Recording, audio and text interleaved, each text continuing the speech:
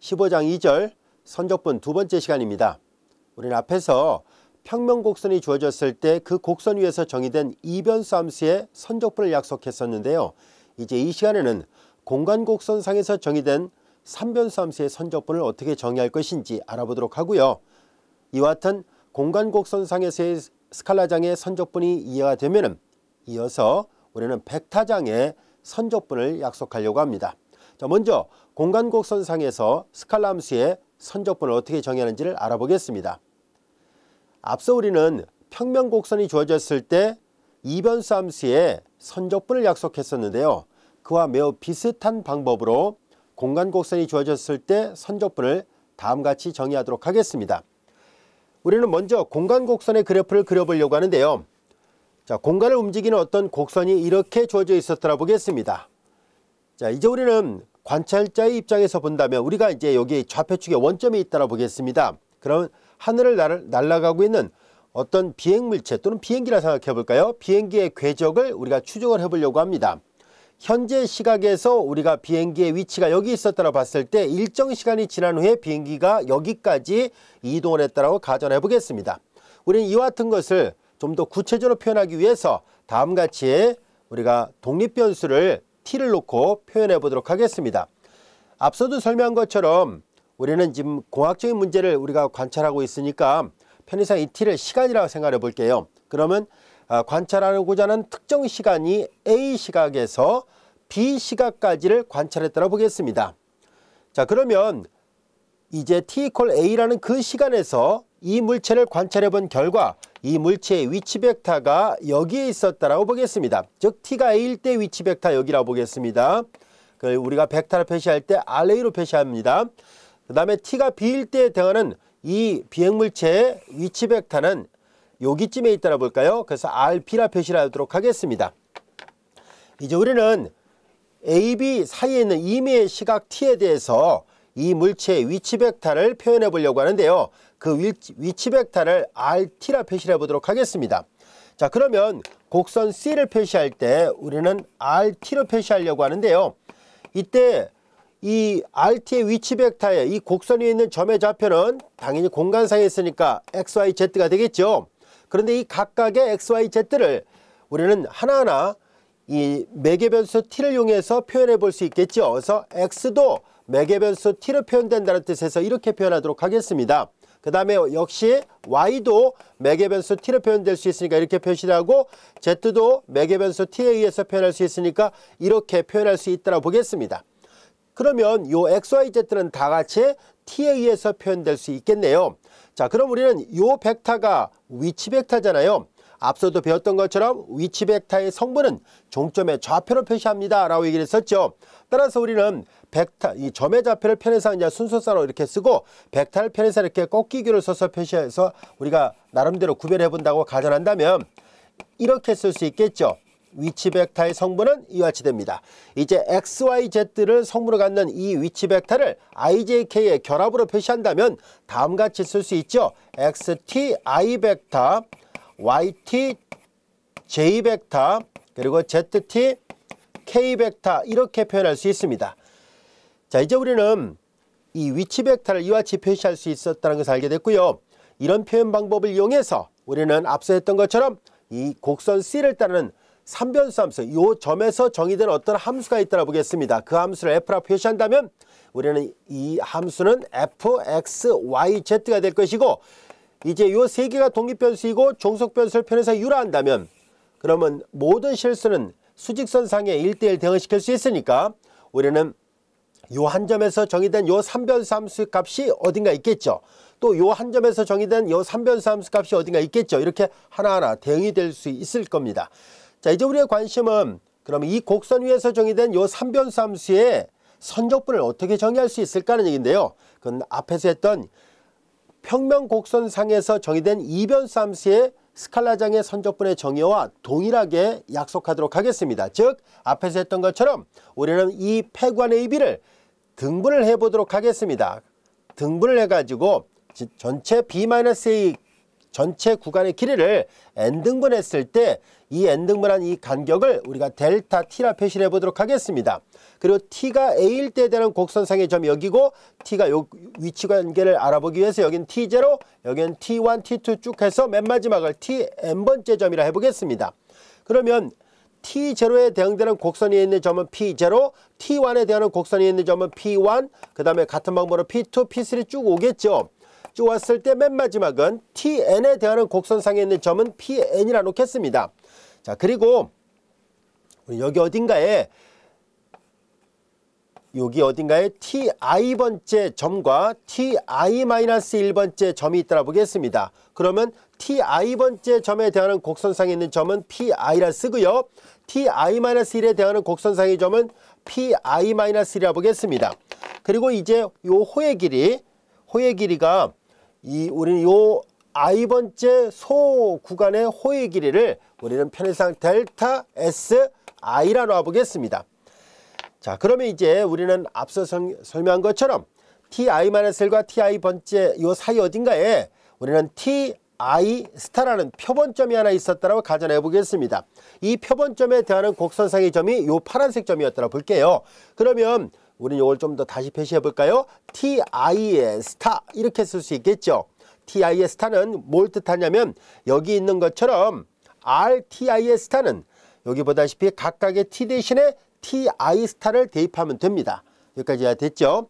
자, 이제 그러면 그렇게 되는 각각의 점에서 정의된 함수값도 당연히 xti 스타, yti 스타 이런 식으로 표시할 수 있겠죠. 자, 그러면 이제 우리는 앞서 했던 것처럼 요 한 점에서의 함수값 fxti의 스타, yti의 스타, 그리고 zti의 스타 이렇게 되고요. 이 함수값에다가 델타 si를 곱하겠습니다. 델타 si를 곱했어요. 이 함수값에다 델타 si를 곱해서 이들을 모두 다 더해버리겠습니다. i가 1부터 n까지입니다. 전체 구간이 소구간이 n개가 있거든요. 그래서 첫 번째 구간부터 n번째 구간까지를 모두 다 더했습니다. 그리고 이제 정교하게 하기 위해서 리미트를 붙이겠습니다. 이 극한이 존재한다면 이 극한을 앞으로 우리는 이렇게 쓰기로 약속합니다. 인테그랄 C상에서 이 스칼라 함수 f 이제 x, y, z 그리고 델타 si는 ds를 써서 표시하기로 약속합니다. 여기까지가 됐죠. 자, 이것을 공간곡선 C상에서 정의된 3변수 함수에 대한 선적분이다 라고 약속합니다. 자, 이제 이것은 3변수 함수에 대한 공간곡선 C를 따른 선적분에 대한 기호표기일 뿐입니다. 얘를 계산을 하려면 앞서 했던 것처럼 우리는 치환적분 하듯이 x, y, z를 모두 다 t로 바꿔놓고 계산하도록 하겠습니다. 그래서 실제 계산은 이건 정이고요. 이제 실제 계산은 우리 다음 같이 하도록 하겠습니다. 이 각각의 xyz를 보다시피 xyz를 t만의 함수로 표시하듯이 x = xt, y = yt, z = zt를 표시하겠습니다. x = xt, y = yt, z = zt로 표시를 하고 그 다음에 이제 요건 다 표시가 됐고요. 이 ds가 길이의 기본 요소잖아요. 그래서 우리는 잘 알다시피 xyz가 모두 다 매개변수 t에서 표현됐으니까 길이의 기본 요소 ds는 dx, dt의 전체 제곱 그리고 dy, dt의 전체 제곱 그리고 dz, dt의 전체 제곱으로 바꿔놓을 수 있습니다. 따라서 이게 t에 관한 적분을 바뀌었으니까 t가 취할 수 있는 값은 a부터 b까지예요. 그래서 적분의 시점은 a, 적분의 종점은 b가 됩니다. 따라서 앞서 배웠던 평면곡선상에서의 스칼라 함수의 선적분과 유사하게 공간곡선상에서 정의된 스칼라 함수의 선적분은 이렇게 계산하도록 하겠습니다. 여기까지가 됐죠. 자, 이제 우리는 여기에서 우리는 기호표기를 조금 더 바꿔보도록 하겠습니다. 우리는 여기 보다시피 xt, yt, zt를 rt로 간략하게 표시할 수 있었죠. 자, 그래서 만약에 이 기호표기를 써서 하기로 약속을 한다면 a부터 b까지 여기 xt, yt, zt를 성분으로 갖는 함수잖아요. f, r, t 이렇게 쓰는 것을 벡터 표현 방법이라고 얘기를 합니다.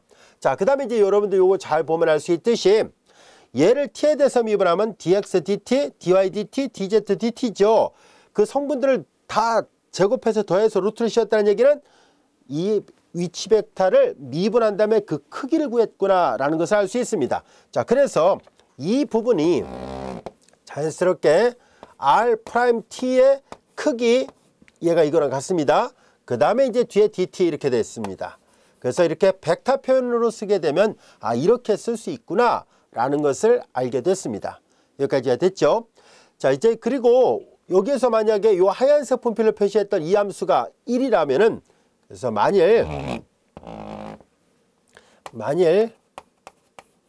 이 함수 f가 그냥 1로 표시가 되는 그런 함수라고 가정한다면, 그러면 피적분 함수가 1이죠. 그럼 인테그랄 C상에서 ds입니다. 이건 뭘 나타낼까 하고 봤더니 여기다 놓고 다시 한번 살펴보니까 A부터 B까지고 하얀색 분필로 표시했던 함수 F가 1로 표시가 된다면 남은 것은 이 보라색으로 표시했던 R'T의 크기 그리고 DT만 남습니다. 근데 이것은 여러분들이 이미 잘 알고 있죠. 바로 이것이 이 공간 곡선 C의 길이를 나타냅니다. 그래서 그냥 S라 써볼게요.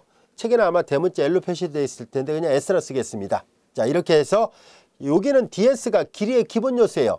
이렇게 같은 S로 쓴 이유는 길이의 기본 요소 인테그랄 뭐냐면 썸이란 뜻이에요. 다 더합니다라는 뜻이거든요.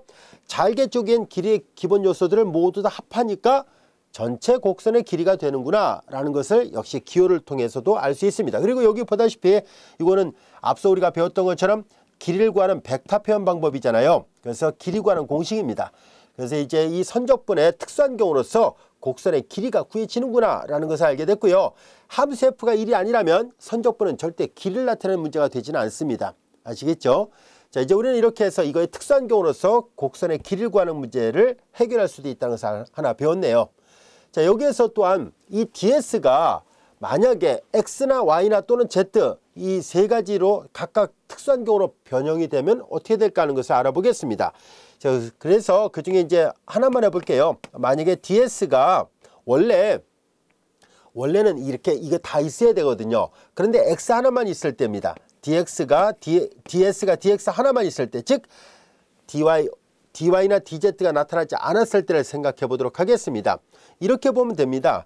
공간 곡선의 특별한 경우로서 만약에 y하고 z가 제로가 되면은 x 성분만 있으니까 이 공간 곡선이 x축을 따라서 있는 경우를 생각하라는 얘기입니다. 자, 그러면 이제 이렇게 되면은 x축상에서는 y가 제로이고 z가 제로니까 이건 나타나지 않죠. 그럼 자연스럽게 ds는 뭐가 되겠습니까? dx dt의 제곱에 루트를 씌워놨는데 제곱과 루트를 벗겨내니까 dx dt dt만 남죠.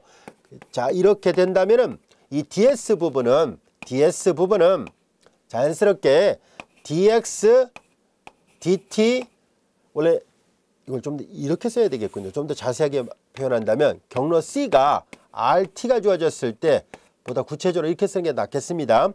XT 그리고 YT는 제로, ZT가 제로일 때입니다. 자, 이렇게 됐으면 Y하고 Z가 제로란 얘기니까 이거 제로예요. 그래서 DS가 어떻게 됐을까 하고 봤더니 루트 DX DT의 전체 접이고 나머지 다 0이니까 0은 덧셈에 대한 항도니까 따로 더할 필요가 없죠. 그 다음에 이제 DT인데요. 요 제곱과 루트로 벗겨내 버리니까 DX DT 그리고 TT만 남아요. 그리고 얘네들은 우리가 잘 알다시피 그냥 DX가 되잖아요. 그래서 이 DS가 이런 경우라면 그냥 바로 DX로 바뀝니다. 같은 방법으로 두 번째 여기가 0이고 여기가 y고 여기가 0이면 ds는 dy가 되겠죠. 같은 방법으로 세 번째 여기가 0이고 여기가 zt가 된다면 ds는 여기가 dz가 되겠죠. 그때는 여기가 dz dt dt가 되죠. 그래서 이제 여기가 dy만 남는다면 dy dt dt 이와 같이 됩니다. 여기까지 됐습니까? 자, 그래서 지금까지 설명했던 내용들을 요약해 보면 자, 다음과 같이 되어 있습니다. 앞서 정의했던 이 기호표기고요. 벡터로 표현하면 이렇게 됩니다 라는 것을 알 수 있고요. 스칼라 함수가 만약에 1이 되면은 곡선의 길이를 나타내는 데 사용됩니다 라는 뜻이에요. 아시겠죠? 그래서 선적분의 특별한 경우로서 곡선의 길이를 구할 수 있습니다. 그리고 DS가 DZ인 경우라고 책에는 그렇게만 되어 있는데 정확하게 이제 이런 식으로 하나하나 나눠 놓은 거죠. x 성분만 있고 y하고 z가 제로면 ds가 dx가 되고 y만 있고 나머지 0이면 ds가 dy가 되고 z만 있고 나머지 0이면 ds가 dz가 돼요. 여기 화면에 표시한 것은 dz 하나인 경우만 생각한 것뿐입니다. 그래서 끝에 있는 ds만 다시 잘 관찰해 보면 ds가 dz로 바뀌었을 때 이렇게 되죠. z'은 dz, dt, dt를 말합니다. 그래서 여기 써 있는 것처럼 dz, dt, dt가 dz가 되죠. 여기는 이제 칠판은 요 dx 하나만 써놨습니다만 똑같은 방법으로 적용이 가능합니다. 여기까지가 되셨죠? 자, 이제 그렇다면은 우리는 이렇게 되는 적분도 우리가 이해할 수 있을 거예요. 즉, 우리는 특선 형태의 적분들 세 가지를 더해 보려고 합니다. 요 칠판 맨 위에 써 있는 것은 바로 이런 뜻입니다. 예를 들어서 인테그랄 C상에서 함수 f, x, y, z, ds에서 만약에 ds가 dx로만 바뀌었을 경우 그러면 인테그랄 C상에서 여기가 dx일 때 편의상 그 스칼라 함수를 f라 쓰지 말고 구별하기 위해서 p라 써볼까요? 자, 이렇게 되고요. 그 다음에 만약에 ds가 dy로 돼 있을 때 그렇게 해서 만들어진 함수는 얘랑 구별하기 위해서 그냥 q라 써보겠습니다. 이렇게 될 것이고요. 그 다음에 만약에 여기 ds가 dz가 됐다면은 그때는 이제 여기를 r이라 써보겠습니다. 피적분 함수를 r로 표시했을 때 dz 이렇게 되겠죠. 자, 만약에 이 세 개는 여기 보세요. ds를 각각 dx, dy, dz로 표시한 건데 만약에 이 세 개를 모두 다 더해버린다면 경로 C상에서 이들을 모두 다 더한다면은 앞서 설명한 것처럼 적분을 하나로 묶어서 표시할 수 있습니다. 이렇게 하나로 묶어서 표시하고 그 다음에 얘네들은 p, 그 다음에 dx, 그 다음에 플러스 q 이제 정의입니다. 이렇게 간략하게 쓰기로 합시다라는 약속이에요. dz 이와 같이 됩니다.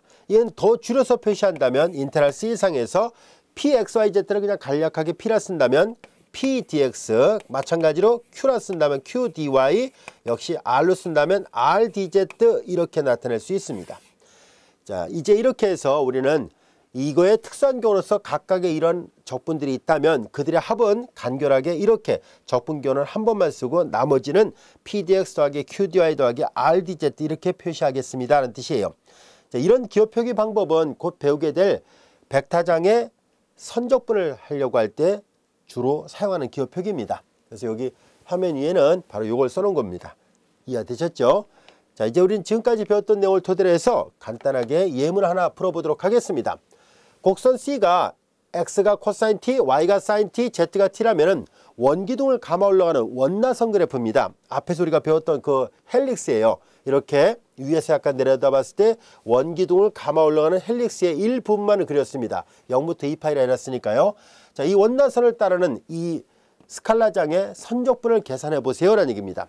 스칼라장의 선적분을 계산할 때 보다시피 x, y, z가 모두 다 매개 변수 t로 표시가 되어 있다면 이 식에다 대입하면 됩니다. 자, 그래서 하나하나 계산을 해보도록 하겠습니다. 자, 이제 주어진 식을 다 계산을 해보면 다음과 같이 표시할 수 있죠. 자, 이제 인테그랄 C상에서 y 그리고 sin z ds 이렇게 되어 있습니다. 하나하나 다 대입을 할게요. y 대신에 sin t를 대입합니다. sin t와 같이 됐고요. 그 다음에 sin z가 됐네요. z 대신에 t를 대입하면 됩니다. 그래서 sin t가 됐네요. z 대신에 t를 대입했고요. 그 다음에 ds는 루트 x를 t에 대해서 미분합니다. x를 t에 대해서 미분하니까 코사인 미분하면 마이너스 sin t와 같이 되고 이거의 제곱이고요. y를 t에 대해서 미분하니까 sin 미분하니까 코사인 t와 같이 됐죠. 그리고 플러스 1 그리고 dt 이렇게 됐습니다. 자, t가 취할 수 있는 값에 보면은 0부터 2파이에 대한까지 이와 같이 됐고요. 인테그랄 0부터 2파이 이거는 sin t의 제곱이고요. 루트 자, 여기는 사인 접 더하기 코사인 접이 1 더하니까 2 루트 2가 되는군요. 그럼 이거는 루트 2는 상수니까 바깥으로 아예 내보냅시다. 그래서 루트 2 바깥으로 나가버렸고요. 그 다음에 dt가 됐습니다. 사인의 제곱은 바로 적분할 수 없다라고 얘기를 했었죠. 자, 그래서 얘는 200억으로 바꿔서 계산합니다. 0부터 2파이까지 2분의 1 마이너스 코사인 2t 이렇게 쓸 수 있고요. 자, 이제 2분의 1 상수 바깥으로 내보냈고요. 각각을 이제 적분하도록 하겠습니다. 2분의 루트 2가 되고요. 2를 적분하면 t, 그리고 코사인 t를 적분하니까 2분의 1 사인 t와 같이 됐습니다. 그리고 구간 0부터 2파이까지예요. 종점 대입한 값에서 시점 대입한 값 빼죠. 2파이. 그리고 0을 여기 2파이를 대입하면 사인 정수배 파이 제로이고요. 0을 대입하면 다 0이니까 이렇게 나오는군요. 다 정돈하니까 루트 2파이가 구해졌습니다. 그래서 원너선 상에서 이 함수에 관한 선적분을 계산해 본 결과 루트 2파이라는 결과를 얻게 됐습니다. 여기까지 되셨죠? 선적분하는 건 그리 어렵지 않습니다. 여러분들이 앞에서 여기 썼던 이 정의 있죠? 계산하는 방법을 어떻게 하는지 그것만 잘 알고 있으면 쉽게 계산 가능합니다. 자, 이어서 이제 예제 6번을 살펴보도록 할까요? C가 2,0,0에서 3,4,5까지 가는 선분이고요. 그 다음에 그걸 C1이라고 놨고요. 그 다음에 C2는 이 점에서 이 점까지의 수직선분을 약속을 했습니다. 이것은 공간상의 그래프로서 그림을 살펴본다면 이렇게 생겼습니다. 2,0,0에서 3,4,5로 가는 이 직선 경로, 그 다음에 3, 4, 5에서 3, 4, 0으로 가는 마치 그림자를 비친 것처럼 역시 직선 경로죠. C1과 C2는 구간별로 매끄럽게 되는 그런 곡선이라는 것을 알 수 있어요. 그래서 피스와이즈 스무스 커브예요. 그래서 우리는 전체 경로상에서의 선적분은 각각을 따로따로 나눠서 선적분할 수 있습니다. 그래서 경로를 나눠서 선적분하도록 하죠. 자, 전체 경로 C상에서 이 함수를 적분하려고 합니다. 전체 경로 C상에서 ydx 더하기 zdy 더하기 xdz를 적분하려고 하는데요. 이게 바로 앞에서 여기다 써놨던 인테그랄 pdx 더하기 qdy 더하기 rdz 꼴입니다. 이해됐죠? 자, 이제 요 식을 이제 경로를 나눠서 계산해야 되잖아요. C1상에서의 적분과 C2상에서의 적분의 합으로 바꿔놔야 됩니다. 자, 그러면 C1상에서의 적분을 C1부터 먼저 표시를 할게요. C1상에서의 적분을 하려면은 이제 C1은 자, 경로를 매개 변수화 시켜야 되는데 선분이 바로 그 경로가 된다면은 앞서 배웠었죠. 이와 같이 선분이 A부터 B까지 가는 이런 형태를 선분을 갖는 그 벡터를 선분을 벡터로 표시한다면 1-t r0 요 시점의 위치 벡터고요. t r1 이것은 종점의 위치 벡터예요. 이때 t는 0과 1 사이를 간다라고 얘기를 했었죠. 자, 그래서 R0에서 R1까지 이동을 하게 되는 선분을 벡터로 표시하면 이 표현 방법을 쓸 수 있고요. 이거 앞으로도 자주 쓰니까 꼭 기억하고 있어야 돼요. 자, 이제 우리는 저 C1 경로는 바로 이렇게 표시할 수 있습니다. 그래서 RT를 표시하면 이제 1-t의 R0의 위치 벡터를 계산해야 되죠. R0 위치 벡터는 2,0,0입니다. 위치 벡터는요, 시점을 원점으로 하고 종점의 좌표를 성분을 갖는 그런 벡터 표현 방법이니까 여기가 2,0,0이 돼요. 1-t R0 벡터 플러스 t R1 벡터. R1은 종점의 좌표를 말합니다. 3, 4, 5가 됐어요. 자, 이제 이걸 계산해 보도록 하겠습니다. 자, 이제 벡터의 스칼라배 구성원수 모두에다 스칼라배를 합니다. 그러면 2-2t 플러스 3이니까 2하고 3을 더하니까 5-2t가 됐고요. 그 다음에 제2성분 이건 0이지만 여기 4하고 5가 있습니다. 자, 이와 같이 됐습니다. 여기까지가 됐죠. 자, 이제 C1 경로는 이와 같이 됐습니다 라는 것을 알 수 있고요.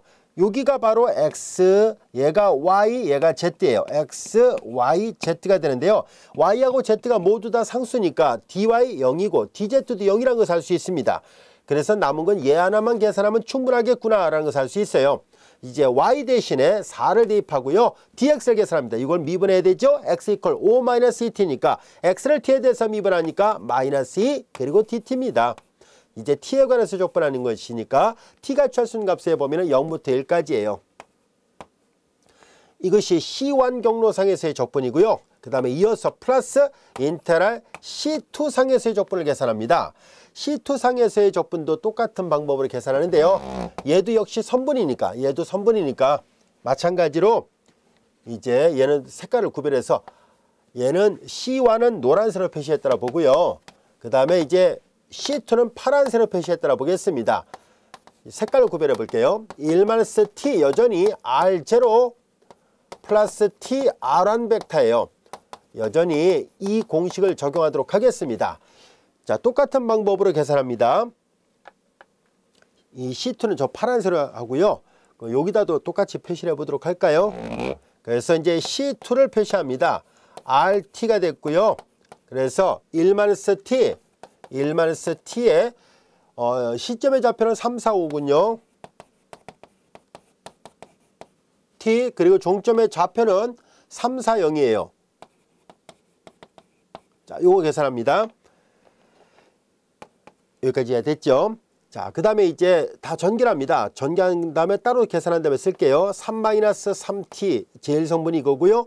그 다음에 뒤에 선생님이 이거 잘못 계산했군요. 정정합니다. 지금 보니까 여기 t가 있었는데 이거 무심코 덧셈으로 잘못 봤군요. 정정하겠습니다. 다시 계산할게요. 자, 여기가 t가 있었는데 선생님 무심코 이걸 덧셈으로 보고 상수만 더해버린 꼴이 됐어요. 다시 한번 보겠습니다. 2-2t가 있고요. 전개하니까 2-2t 플러스 3t입니다. 그리고 이건 0이고 이거 0이니까 앞에는 다 0인데 뒤에는 4t 이렇게 있었군요. 그 다음 5t가 있었네요. 그래서 다시 계산하도록 할게요. 이제 주어진 식은 다시 한번 보니까 2 플러스 t가 될 것이고 4t, 5t 이와 같이 됐습니다. 얘가 x, y, z에 해당됩니다. 그래서 C1 경로상에서의 적분, C1상에서 적분하고 그 다음에 C2상에서 적분한 걸 더해야 되는데요. 자, C1상에서 직접 계산해 볼까요? X 성분이 2 더하기 T, Y 성분이 4T, Z 성분이 5T니까 Y 대신에 4T를 대입합니다. 그 다음에 DX죠. 이게 X고 이게 Y고 이게 Z거든요. DX는 DT와 같죠? 여기가 DT가 됐습니다. 그리고 Z는 5T예요. 그리고 DY를 계산하죠. 자, 이제 DY는 4DT가 됐습니다. 그러면 4DT가 됐고요. 그 다음에 X는 2 더하기 T예요.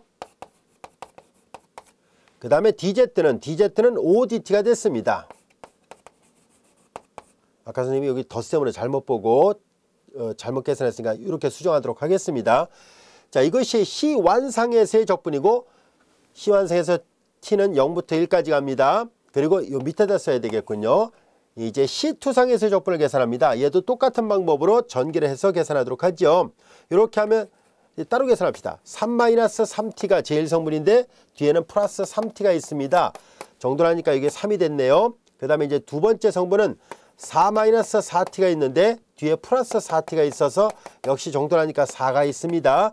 세 번째 성분은 5-5t가 있고요. 5-5t 그리고 여기 뒤에는 0이지요. 그러니까 뒤에는 0. 요것만 남네요. 5-5t와 같이 됐습니다. 이제 얘가 x, 얘가 y, 얘가 z예요. 얘가 x, 얘가 y, z가 됐으니까 이걸 그대로 여기다 다시 C2상에서 적분하도록 하겠습니다. 이제 y는 4예요. C2상에서 y는 4가 됐고 dx는 이게 x니까 자, 이제 요거 보세요. x가 상수니까 dx는 계산하면 제로가 됐죠? 이건 제로가 됐네요. 이거 제로 이렇게 됐습니다. 플러스 형식으로 쓰겠습니다.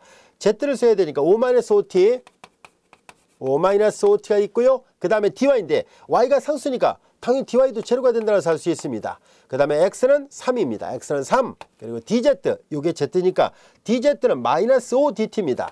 -5 그리고 tt라는 것을 알게 됐습니다. 이제 여전히 t가 취할 수 있는 값에 보면 0부터 1까지 갑니다. 여기까지 이해됐죠? 자, 이제 이들을 잘 정리를 해서 다시 한번 써보도록 하겠습니다.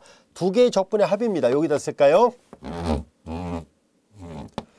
자, 이제 여기에서 보면은 dt가 공통으로 들어있다는 것을 알 수 있습니다. dt를 공통으로 묶어내면은 여기는 4t, 요건 4, 5, 20, 4t와 4, 5, 20t와 그리고 플러스 얘를 전개하니까 플러스 2, 5, 10과 플러스 5t가 있군요.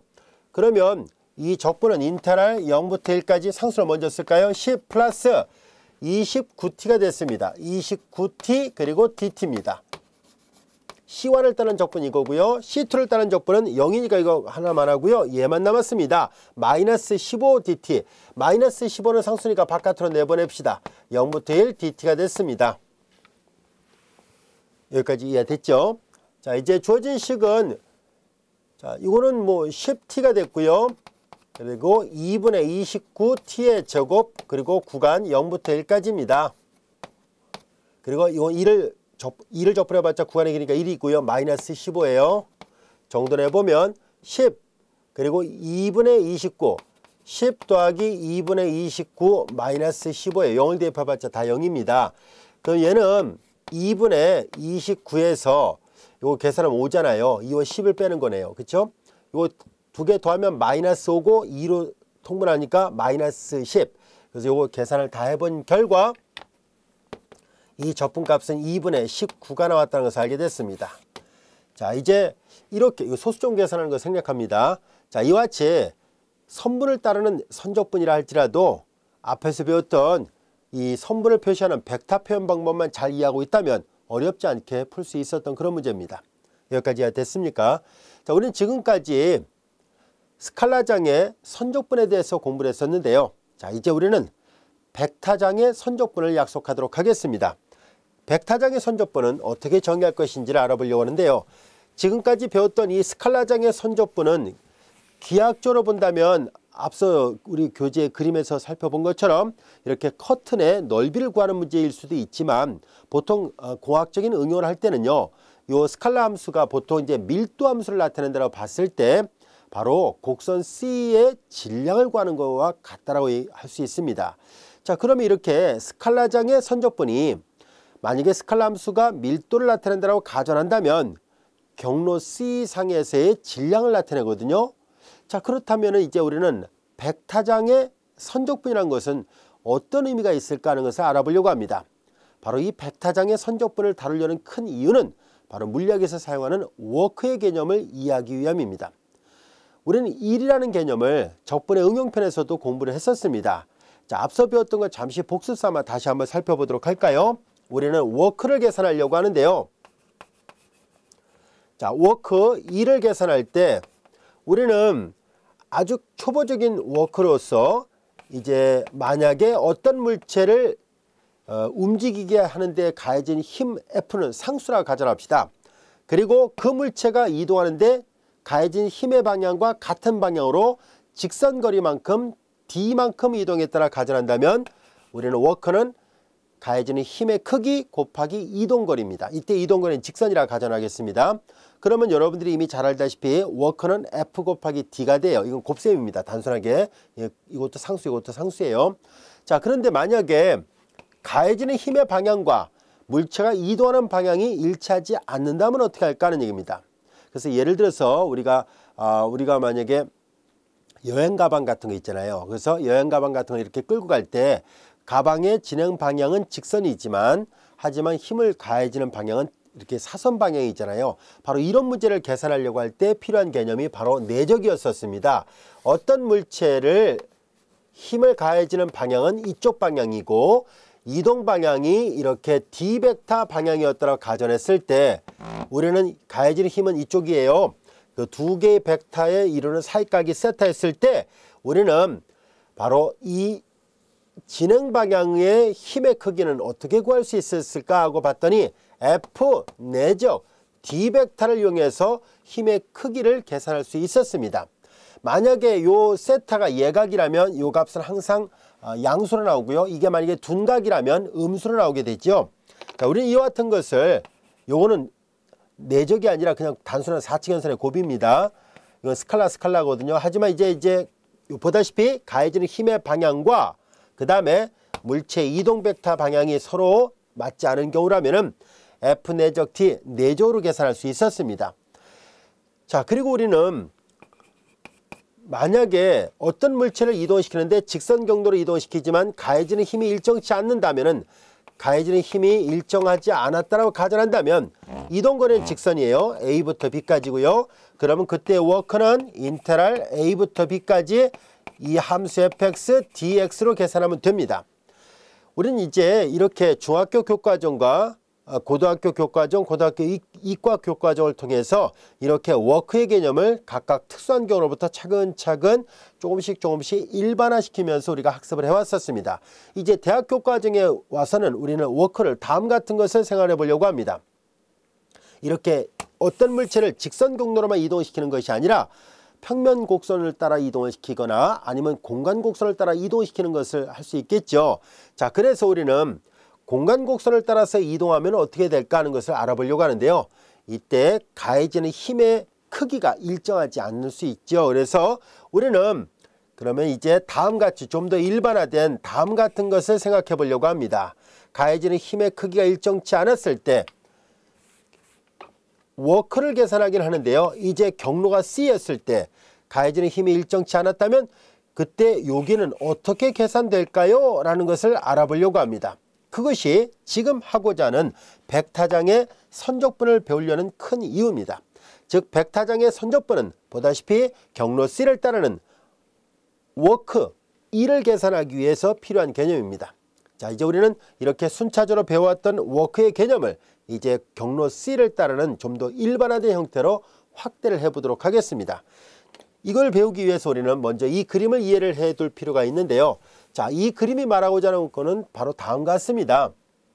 어떤 물체를 P0에서 공간상의 Pn으로 이동을 시켰다라 보겠습니다. 자, 이제 우리 교재에는 바로 그냥 삼변수 함수, 다시 말해서 공간상으로 이동시키는 것을 다루고 있는데요. 이걸 이해한다면 평면상으로 이동시키는 것도 당연히 이거의 특수한 경우니까 여러분들이 문자 하나를 생략하기만 하면, 즉 Z성분을 빼버리기만 하면 충분히 평면곡선상에서의 워크를 구하는 문제로 응용할 수 있을 겁니다. 자, 그래서 우리는 이렇게 어떤 물체를 공간상에 이렇게 이동을 시켰다라고 가정하겠습니다. 자, 그리고 이 파란색 곡선은 이동 궤적이라 보겠습니다. 자, 그리고 앞에서 했던 것처럼 우리는 여기다가 조그맣게 그려볼까요? 이렇게 독립변수 t가 취할 수 있는 값의 범위를 여기다 기록을 해 놓도록 하겠습니다. 맨 왼쪽은 a고 맨 오른쪽은 b라 보겠습니다. 그리고 요거는 t0에서부터 맨 왼쪽 오른쪽은 tn으로 끝났다라 보겠습니다. 그 t0에 대한 곡선상의 점의 위치가 여기고요. tn에 대한 곡선상의 점의 위치가 pn이었다라 보겠습니다. 그리고 앞에서 했던 것처럼 이 독립변수 t가 취할 수 있는 값의 범위 a부터 b를 n등분하도록 하겠습니다. 자, 그래서 맨 왼쪽은 x, t0 놨었죠. 그 다음에 이제 t1, t2, t3 쭉 가서 tn입니다. 여기 어딘가에 여기 첨절 i하고 i-1을 썼죠. ti 번째 점과 그 앞에는 ti-1번째 점이 있었다고 보겠습니다.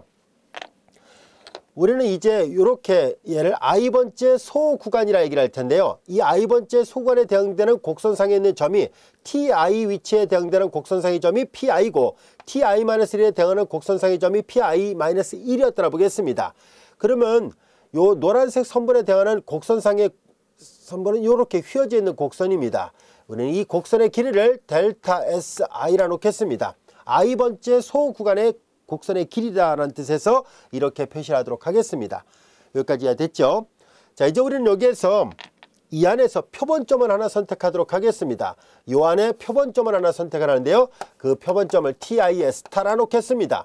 그 ti 스타를 여기다 다 표시한 거예요. ti 스타에 대한 곡선상의 점을 이렇게 pi 스타, xi 스타, yi 스타, zi 스타로 표시를 해보도록 하겠습니다.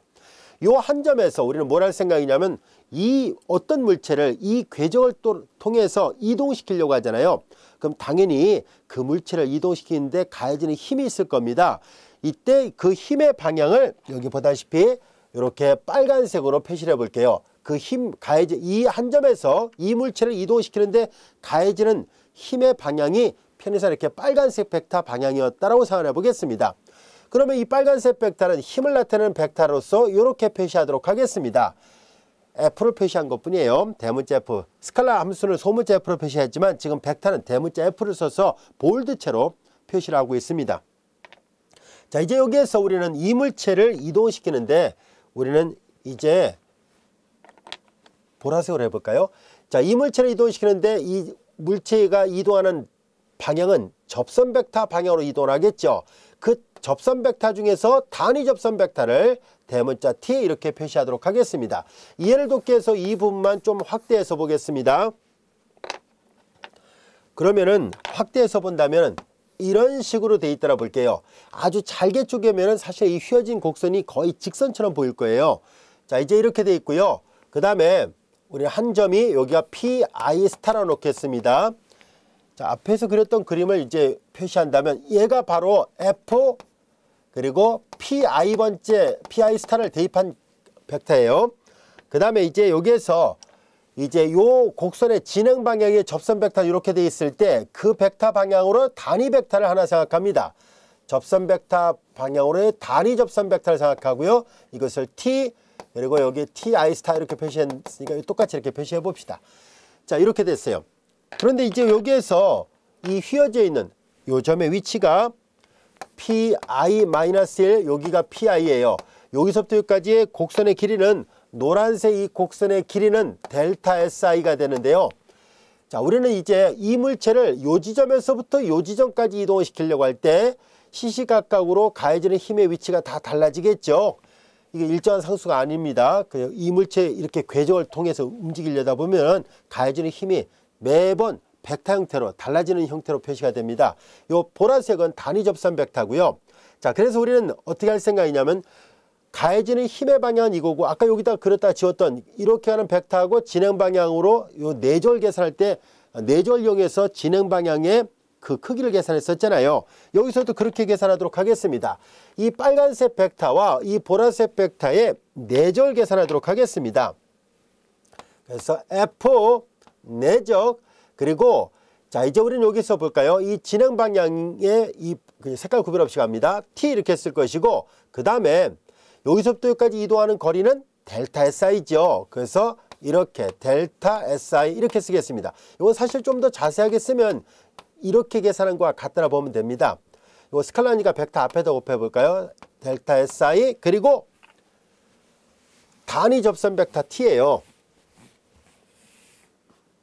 단위 접선 벡터 이걸 F로 썼어야 되죠. F 그리고 단위 접선 벡터 T예요. 이거나 이거나 결국 같은 말이에요. 벡터 중간에 있는 스칼라는 바깥으로 나갈 수 있거든요. 자, 여기까지 이해 됐나요? 자, 그래서 우리는 이제 요 물체를 여기서부터 여기까지 작은 소구간 i번째 소구간만큼 이만큼 이동시킬 때 이 물체를 이동시킨 데 가해지는 워크는 이 물체를 움직일 때 사용했던 워크는 이렇게 됩니다. 얘가 바로 델타 W 워크 약자 쓰고 i번째 소구간의 워크가 대략적으로 이렇게 근사적으로 표현할 수 있다는 것을 알 수 있습니다. 여기까지 됐나요? 근사적으로 표시한 건 뭐냐면요. 얘가 완벽한 직선 길이는 아니거든요. 그래서 단위 접선 벡터에다 이만큼을 곱하는 것은 직선 길이일 때 얘기인데요. 약간 휘어져 있어요. 아무리 잘게 쪼갠다 할지라도 임의대로 이렇게 휘어놓은 곡선이기 때문에 근사적으로 같을 뿐이지 정확하게 이코는 아닙니다. 자, 이제 우리는 이것을 모두 다 더해버리려고 합니다. 이 델타 WI, i번째 소구간의 워크를 계산한 것을 이제 다 더해보려고 합니다. 델타 WI의 합을 계산합니다. i가 1부터 n까지예요. 그러면 근사적으로 시그마 i가 1부터 n까지 얘네들이 합이에요. 이걸 계산해 보도록 하겠습니다. F 그리고 이제 얘네들은 보다시피 i라는 첨자를 가지고 있습니다.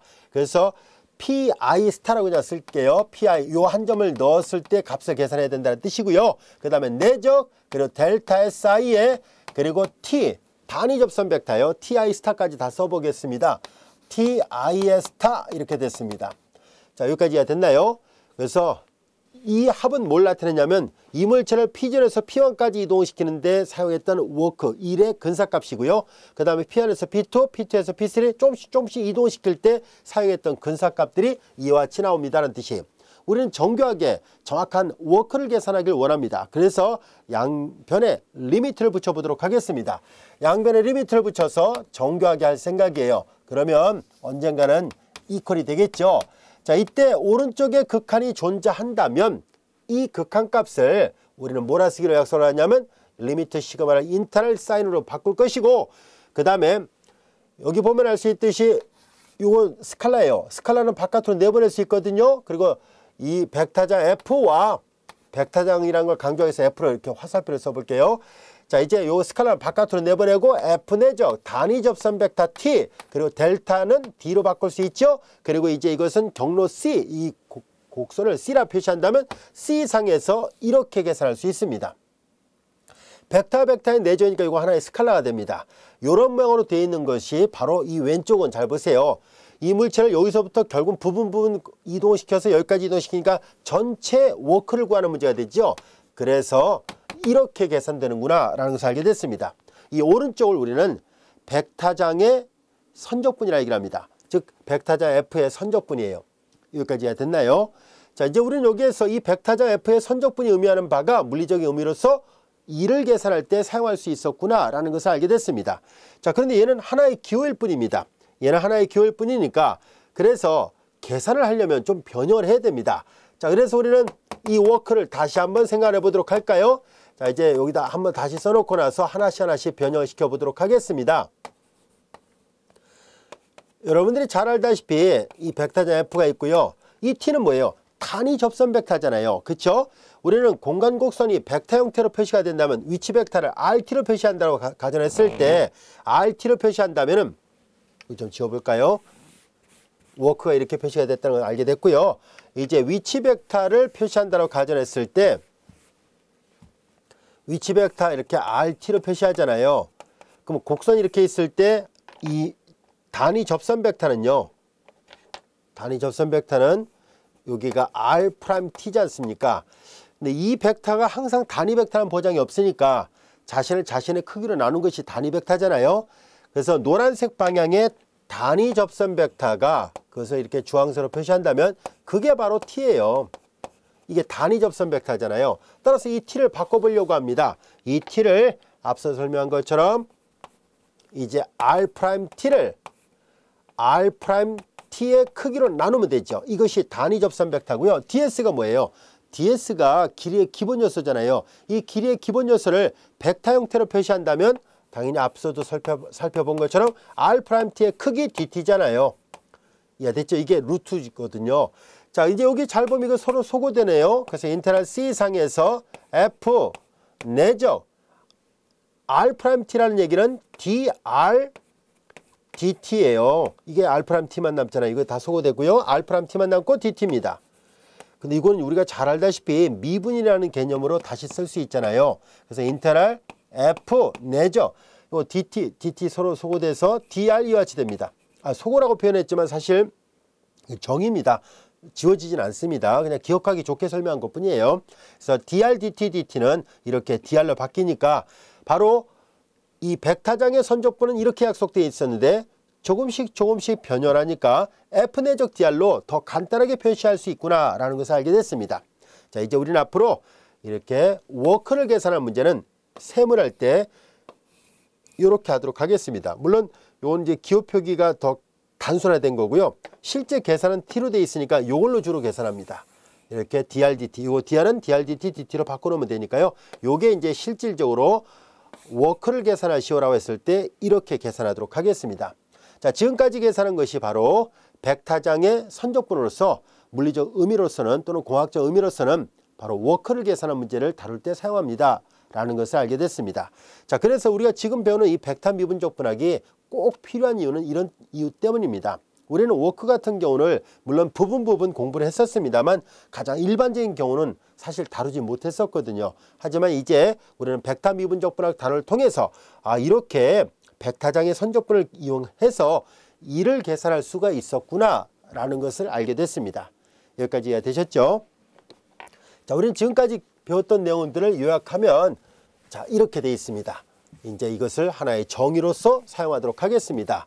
근데 다 배웠던 내용, 지금 막 설명했던 내용이니까 이제 이해하기 쉬울 거예요. 이해가 됐다면 이 기호 표기를 암기하고 있어야 돼요. 그래서 이제 벡터장의 선적분 처음에 이렇게 약속했었는데 이렇게 변형을 하고 다시 계산하니까 F 내적 dr이 되더라. F 내적 dr이더라 하는 것을 알게 됐고 실제 계산은 요 위에 걸로 계산합니다. 즉 가운데 걸로 계산한다는 뜻이에요. 아시겠죠? 자, 그럼 구체적으로 예제를 하나 풀어보도록 하겠습니다. 질점이 4분원을 따라 움직이는데 힘의 장이 하는 일을 구하시라는 얘기예요. 방금 전에 얘기했던 워크를 계산하는 얘기입니다.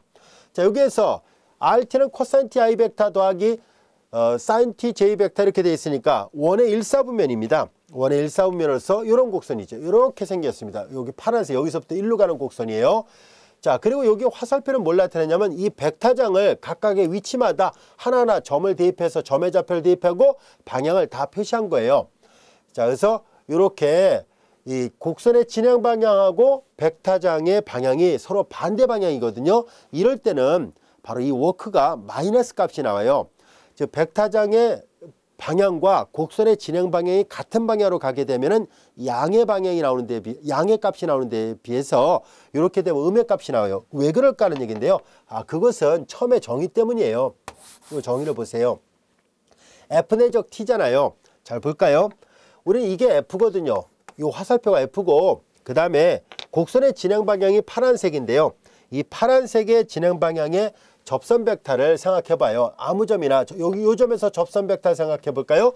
보라색으로 표시한다면 이렇게 되고 이 화살표가 벡터자 F인데요. 요 사이각이 다 뭐예요? 둔각이잖아요. 둔각이에요. 벡터의 내적에서 이 두 개의 벡터의 사이각이 예각이면 양수로 나와요. 내적은. 하지만 이 사이각이 둔각이라면 이거 음수로 나오게 돼 있고요. 음수를 다 적분하면 당연히 음수죠. 이해됐습니까?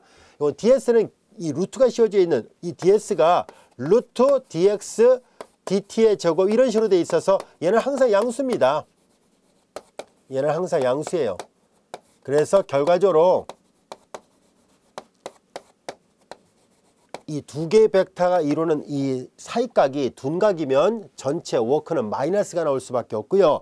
즉 물체의 진행 방향과 물체에 가해지는 힘의 방향이 반대 방향이었다는 뜻이라서 음수가 나오게 되고요.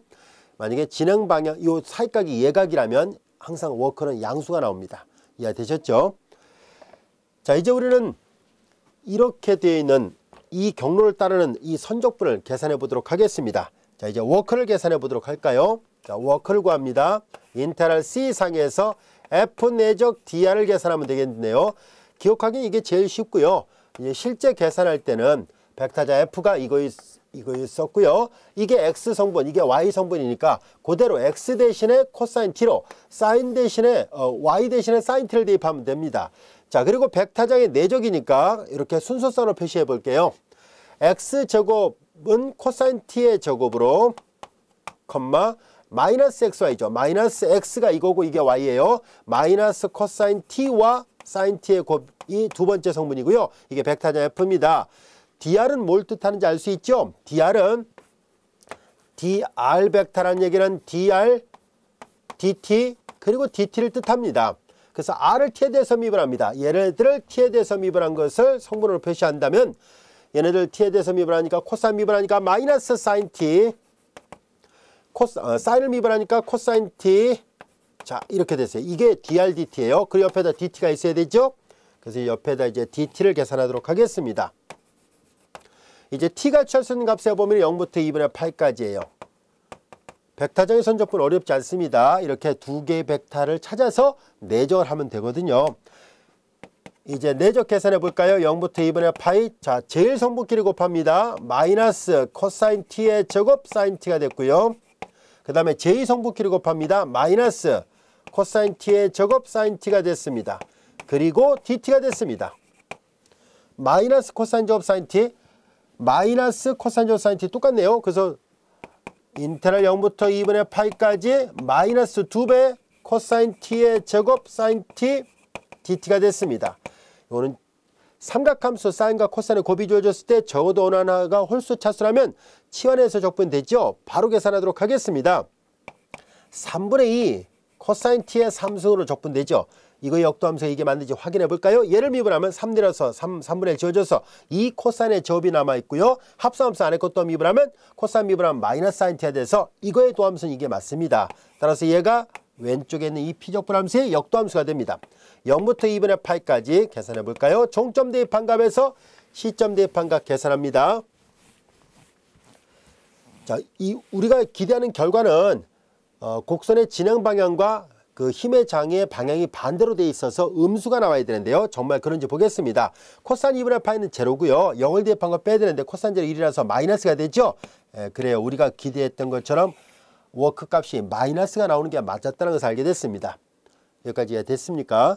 워크 계산하는 것, 즉 벡터장의 선적분 계산하는 거 어렵지 않습니다. 자, 이어서 우리는 예제 8번 살펴보도록 하겠습니다. 자, 예제 8번은 벡터장 F가 이렇게 돼 있고요. C가 비틀린 3차 곡선입니다. 이렇게 올라가는 곡선이라고 앞에서도 설명했었죠. 자, X = T, Y = T의 접, Z = T의 3수로 돼 있을 때 이제 벡터장의 선적분을 계산하세요라는 얘기입니다. 워크 구하라는 얘기군요. 자, 이거는 결과적으로 워크를 구하는 얘기예요. 그래서 이 곡선을 따라서 이만큼 힘을 가했을 때 가해진 일을 구하는 거와 똑같습니다. 근데 워크란 말을 아예 써놓지는 않았으니까 그냥 바로 계산하도록 하겠습니다. F 내적 DR을 구하시라는 얘기예요. 앞서 설명한 것처럼 벡터자 F는 얘가 X가 T, Y가 T의 제곱, Z가 T의 3승이니까 이거 하나하나 여기다 다 대입을 합니다. 자, F 내적 DR이니까 앞에서 계산했던 것처럼 내적을 계산할 거거든요. F의 성분은 XY가 제일 성분이죠. XY가 제일 성분이니까 그대로 대입을 해요. X 대신 T, Y 대신 T 제곱을 대입하니까 T하고 T의 제곱 곱하니까 T의 3승이 제일 성분이고요. 제2성분은 YZ죠. Y하고 Z를 곱합니다. T의 5승이군요. 그 다음에 제3성분은 Z하고 X예요. Z하고 X를 곱하니까 T의 4승입니다. T의 4승 이렇게 됐습니다. 여기까지 됐죠? 자, 이제 내적 그리고 DR을 계산해야 되죠.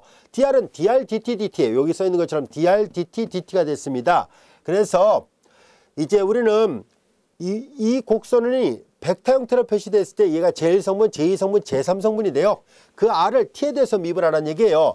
그래서 제1성분을 T에 대해서 미분 하니까 1, 제2성분을 T에 대해서 미분 하니까 2T, 제3성분을 T에 대해서 미분 하니까 3T의 제곱 이와 같이 됐습니다. 그리고 DT가 됐습니다. 이제 T가 취할 수 있는 값은 0부터 1까지입니다. 이거 접근하세요라는 얘기였어요. 자, 이제 내적 계산합니다. 끼리끼리 곱해서 다 더하면 됩니다. T의 3승 이렇게 하니까 플러스 2T의 6승 이렇게 곱하니까 플러스 3T의 6승 이와 같이 됐습니다. 그리고 DT가 됐어요. 인테그랄 0부터 1까지가 되고 T의 3승 플러스 3, 4, 5 T의 6승이 됐습니다. T에 관한 조건이에요. 4분의 1 T의 4승 플러스 7분의 5 T의 7승 이와 같이 되고 그리고 구간 0부터 1까지 이렇게 됐습니다. 자, 종점 대입한 값에서 시점 대입한 값 뺍니다. 그래서 4분의 1 플러스 7분의 5 이와 같이 됐네요. 1을 대입하니까 이렇게 됐고요. 7하고 4, 5, 20, 27이 됐네요. 자, 이렇게 됐습니다. 자, 이렇게 해서 우리는 예제 8번 이것도 사실 워크를 계산한 문제예요. 근데 이제 워크란 말이 없었으니까 그냥 벡터장의 선적분을 계산해 본 결과 이와 같이 나왔다라는 것을 알게 됐습니다. 여기까지 이해됐습니까? 자, 이제 우리는 벡터장의 선적분을 계산하는 것도 전혀 어려운 문제가 아니라는 것을 알 수 있습니다.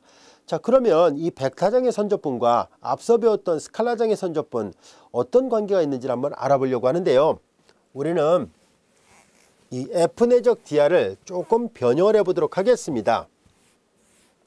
우리는 이 F 내적 DR에서 벡터자 F가 자, 성분이 PI 벡터 여기 있는 것처럼 PI, QI 그리고 QJ 그리고 RK 형태로 되어 있다고 보겠습니다. PI 벡터, QJ 벡터 그리고 RK 벡터라고 보겠습니다. 사실 여기 PQR은 상수가 아니라 정확하게 말하면 얘네들은 전부 다 한 번 더 써볼까요? P, X, Y, Z, I 벡터 이렇게 되어 있다는 뜻이에요. Q, X, Y, Z, J 벡터 그리고 R, X, Y, Z 그리고 지워도 됐죠?